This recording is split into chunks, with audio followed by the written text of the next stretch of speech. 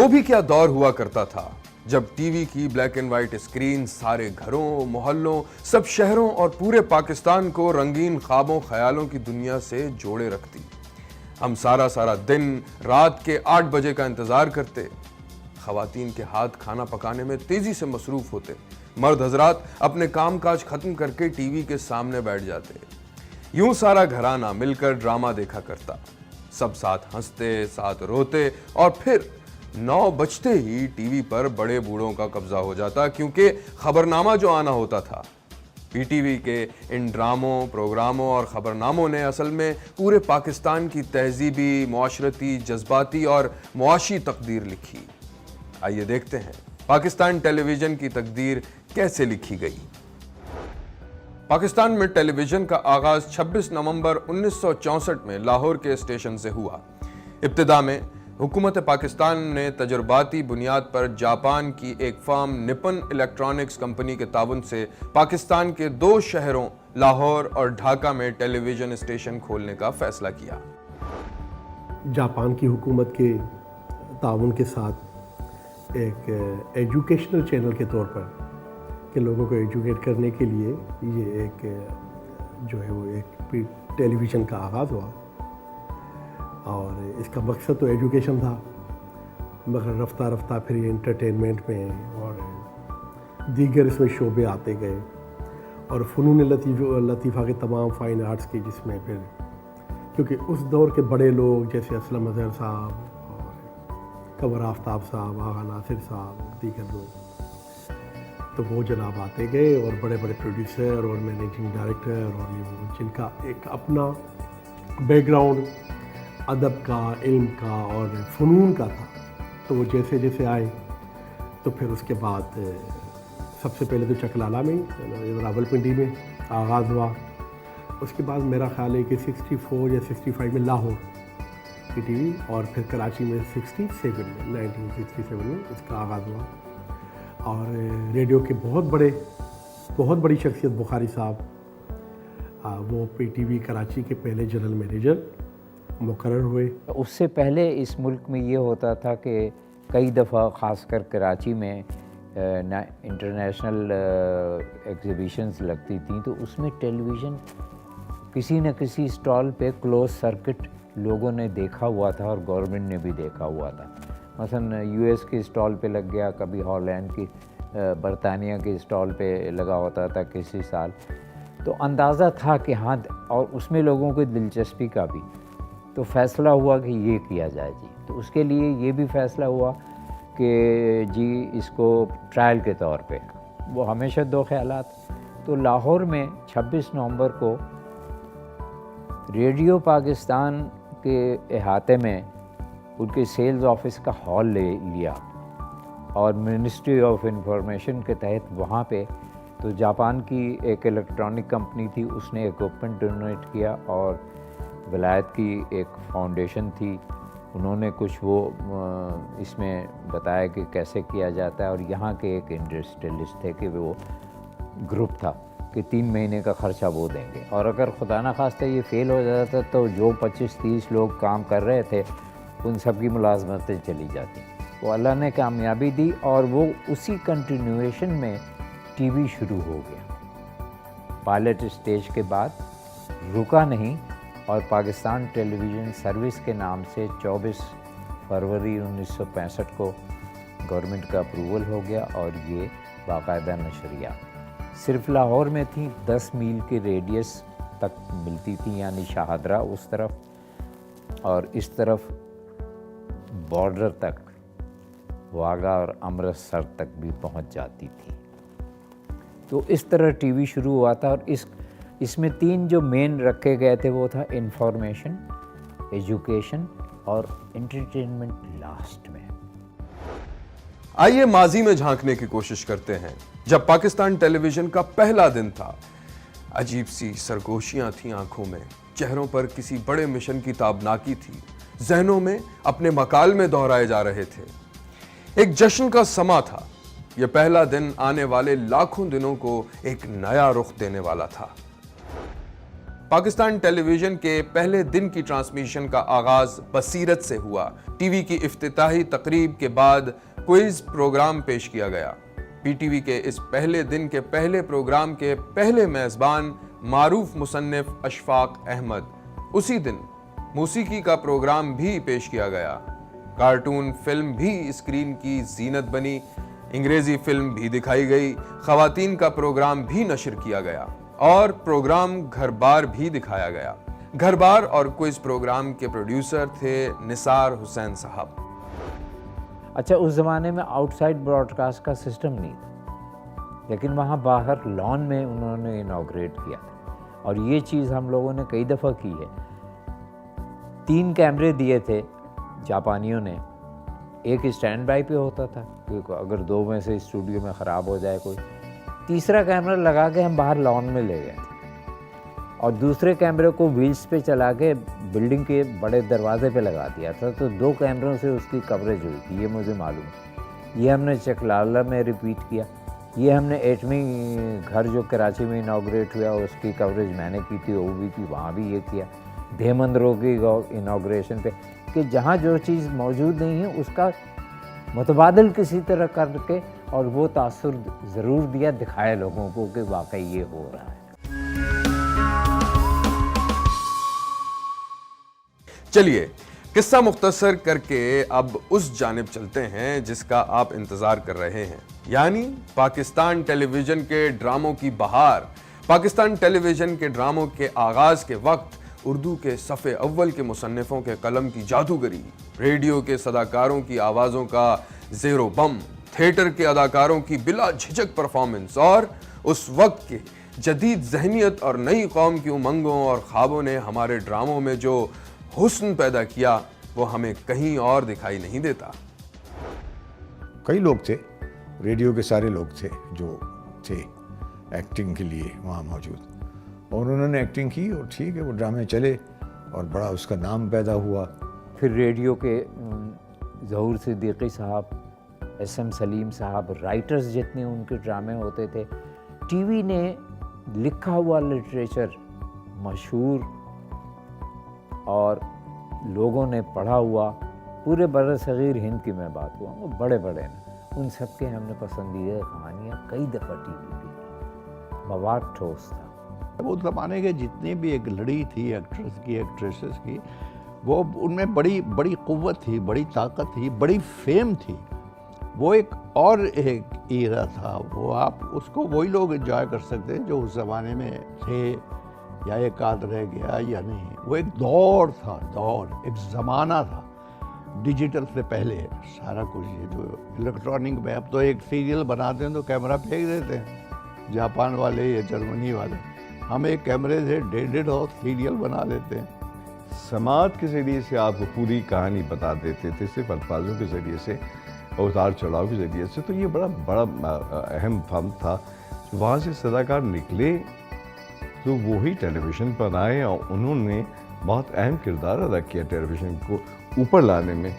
یعنی سب سے پہلے میرے خیال میں پی ٹی وی کے جنرل مینیجر جو تھے وہ زید بخاری تھے، اور اس کے بعد بھی جو لوگ آئے، اسلم بدر صاحب سے لے کے، یہ سب ریڈیو ہی پیداوار تھے۔ ریڈیو کے صداکار جو تھے وہ ٹیچرز تھے، انہوں نے ٹیچ کیا۔ اب میں آپ کو اس کی مثال دیتا ہوں۔ ریڈیو اتنا مشکل کام ہے کیونکہ آپ سے ایکسپریس کرنا ہے اپنے لسنر کو کہ آپ ایک اندھے ہیں، ذرا کوشش کیجئے آپ کیسے کریں گے ایکسپریس، نہیں کر سکتے۔ تو اتنا درد آپ کی آواز میں اور آپ کی پنکچویشنز آف ڈائلاگز میں ہونا چاہیے کہ لوگوں کو لگے کہ وہ ایک بلائنڈ آدمی ہے جو کہہ رہا ہے کہ میں اندھا ہے۔ اچھا ٹی وی پہ آسان ہے کیونکہ ویژول ہے نا، اس میں تو اندھا ہے، تھوڑے سی موو کرے گا تو پتہ چل جائے گا، بولے گا بھی نہیں۔ تو یہ بڑی امپورٹنٹ چیز ہے۔ تو ریڈیو ہمارا انسٹیٹیوشن رہا، اور آپ یقین کریں خدا کی بستی کرنے کے بعد 6 آڈیشن دینے کے بعد 2 سال کے اندر پھر مجھے ریڈیو میں کام ملا تھا۔ یہ کیسی بات ہے؟ تو ٹیچر تو ریڈیو ہو گیا نا پھر۔ پاکستان کے 2 شہروں لاہور اور ڈھاکہ میں ٹیلی ویژن اسٹیشن کھولنے کا فیصلہ کیا۔ یہ دونوں اسٹیشن شروع میں 3 گھنٹے کی نشریات پیش کرتے اور ہفتے میں 1 دن ناغہ ہوتا، یعنی پیر کے دن۔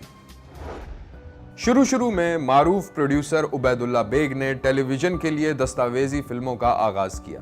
ان کی بہترین فلمیں شکاریات، جنگلات، جانوروں اور تعمیرات سے متعلق تھیں۔ اس کے بعد تو جیسے دستاویزی فلموں کا ایک سیلاب ہی امڑ آیا۔ لاہور سے شیریں پاشا اور ظہیر بھٹی، جبکہ کراچی سے قریش پور اور ناظم الدین کی فلمیں نہ صرف ناظرین کی توجہ حاصل کرنے میں کامیاب ہوئیں بلکہ یہ فلمیں کئی بین الاقوامی ایوارڈ بھی پا چکی ہیں۔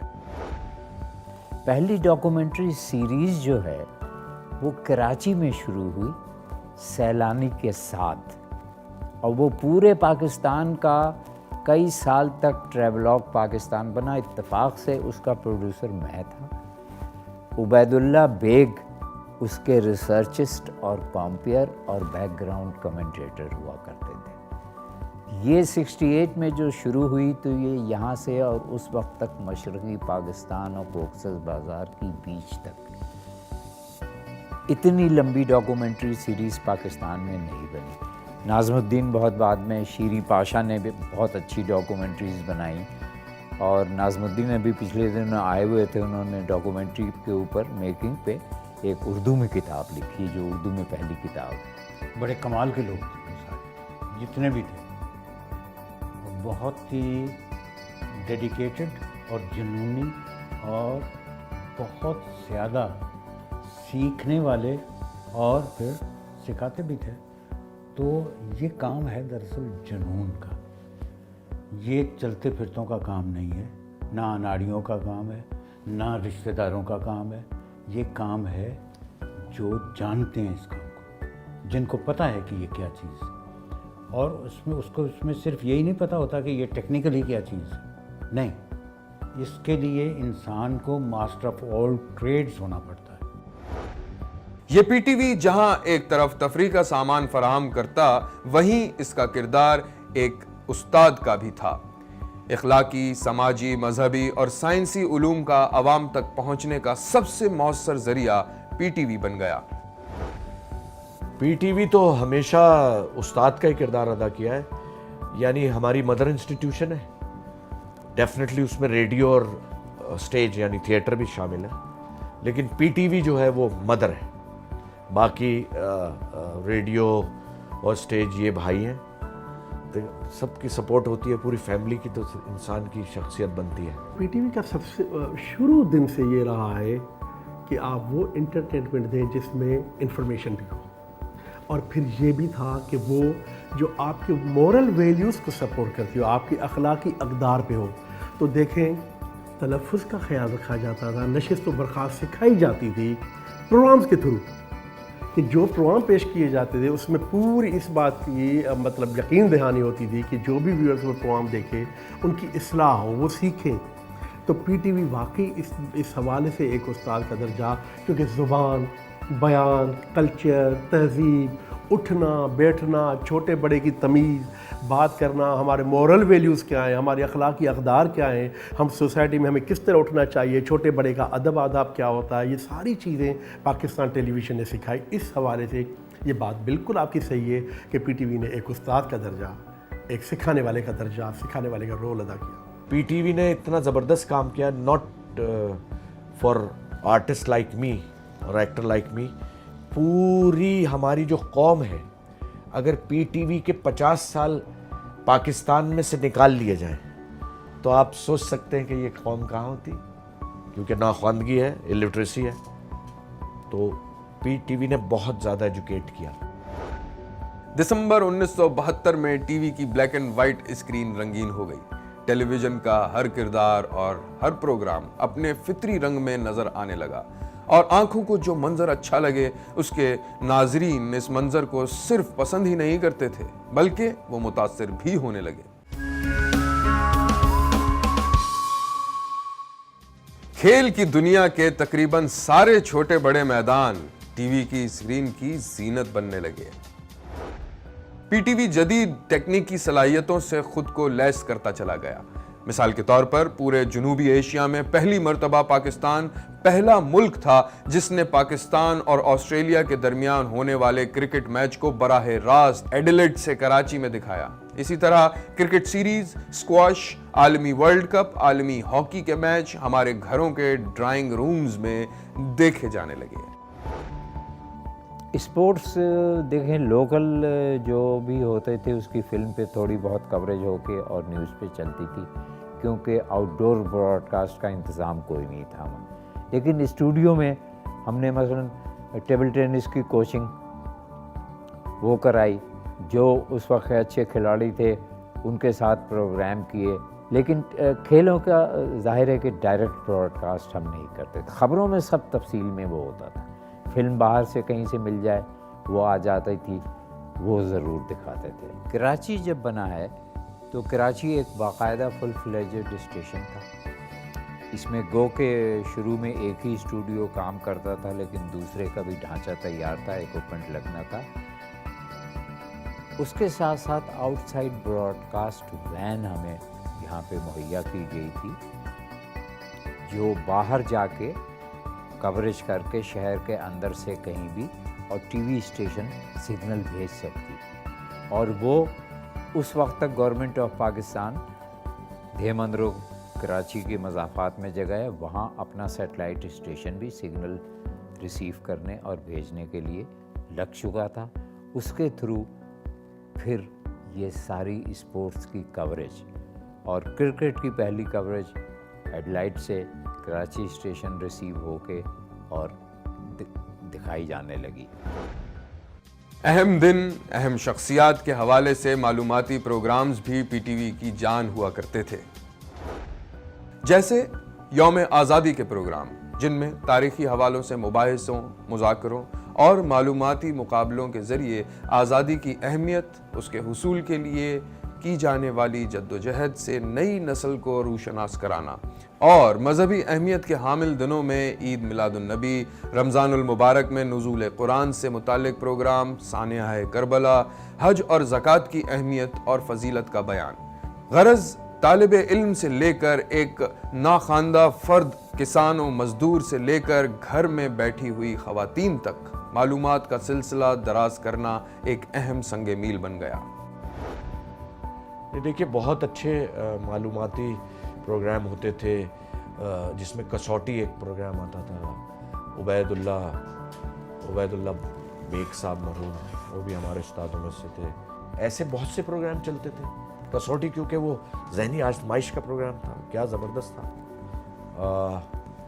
اور بہت سے پروگرام تھے جنہوں نے بڑی خاص کام ان کا رہا ہے ہمارے ملک کی شخصیت کو، اور ان میں جو لوگ ہیں ان میں ان کا جو آئی کیو ہے وہ بتانے میں، اور ان کا انٹلیکٹ کو برابر کرنے میں، ٹھیک کرنے میں۔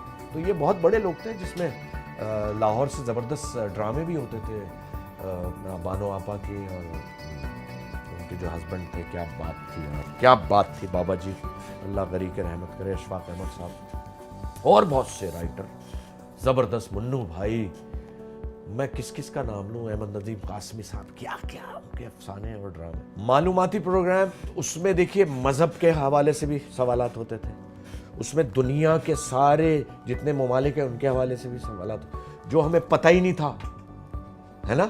میں بچپن تھا نا میرا، بہت سی چیزیں پتہ چلتی تھی نیلام گھر سے۔ تو بڑا امپورٹنٹ طارق عزیز صاحب کا اس میں تھا، اور طارق عزیز اور اس کے جو پروڈیوسرز تھے، اختر عادل صاحب تھے، محسن علی صاحب بھی تھے، بہت سے لوگوں نے کیا، بہت سے پروڈیوسر تھے، ایک سے ایک پروڈیوسر یار۔ امیر امام صاحب کیا گانے انہوں نے پروڈیوس کر دیے، کیا ڈرامے کر دیے، ہے ہی نہیں یار ہمارے استاد۔ ہم نے ایسے وقت گزارے ان کے ساتھ، ہائے ہائے۔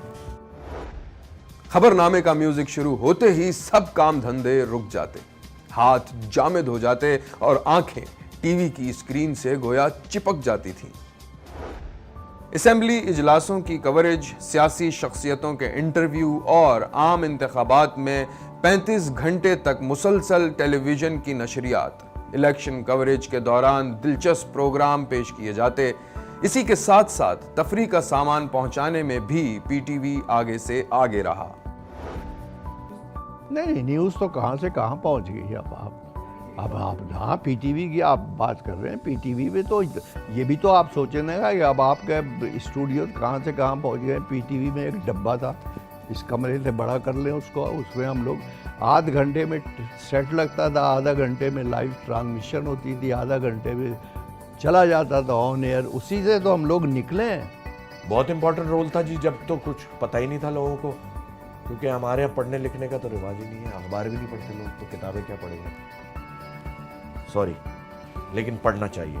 मैं 3 अखबार डेली पढ़ता हूँ, किताबें मैं नहीं पढ़ता हूँ। तो ठीक था, बेहतरीन था। खबरनामे का अपनी एक जगह है, अपने एक उसकी स्टैंडिंग है पीटीवी के खबरनामे की।